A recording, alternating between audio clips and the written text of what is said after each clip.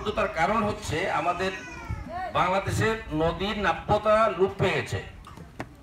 নদীগুলা খনন যদি না হয় তাহলে আমাদের পানিগুলা, উজানের পানিগুলা, ইন্ডিয়া থেকে পানি সবসময় আমাদের এদিকে আসে।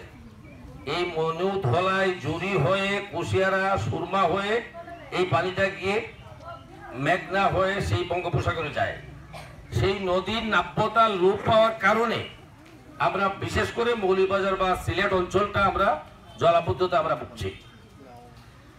সেটা এই বিশ্ব নেত্রী জননেত্রী শেখ হাসিনা, বাংলাদেশের আমাদের রাষ্ট্রনায়ক, উনি ভালো করে সেটা জানেন এবং এবারই উনি শুরু করবেন সেই নদীর নাব্যতাকে আমরা আবার ফিরিয়ে আনার জন্য।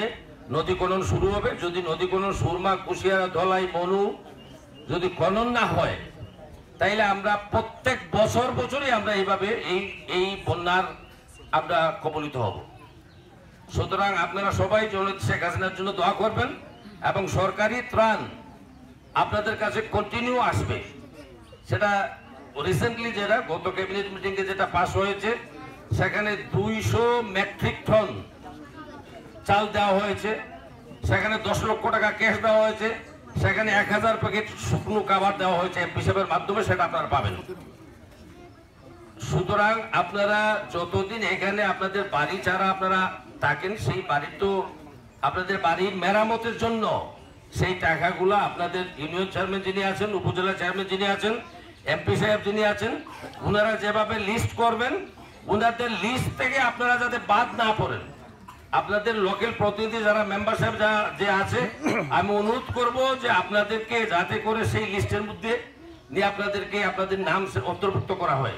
যারা ক্ষতিগ্রস্ত হয়েছেন, যারা বাড়িঘর মেরামত করতে হবে, বিদায় মাটি দিতে হবে, টিন নষ্ট হয়ে গিয়েছে টিন দিতে হবে, এইগুলার সবই পর্যাপ্ত পরিমাণ ত্রাণ প্রধানমন্ত্রী শেখ হাসিনার কাছে আছে। শুধু আপনি সেটা আনতে হবে। আনার প্রসেসটা হলো আপনার এমপি সাহেব, আপনার উপজেলার চেয়ারম্যান সাহেব, আপনার চেয়ারম্যান সাহেব, আপনার মেম্বার সাহেব, তার পাশাপাশি জেলা প্রশাসক, আপনাদের ইউনো।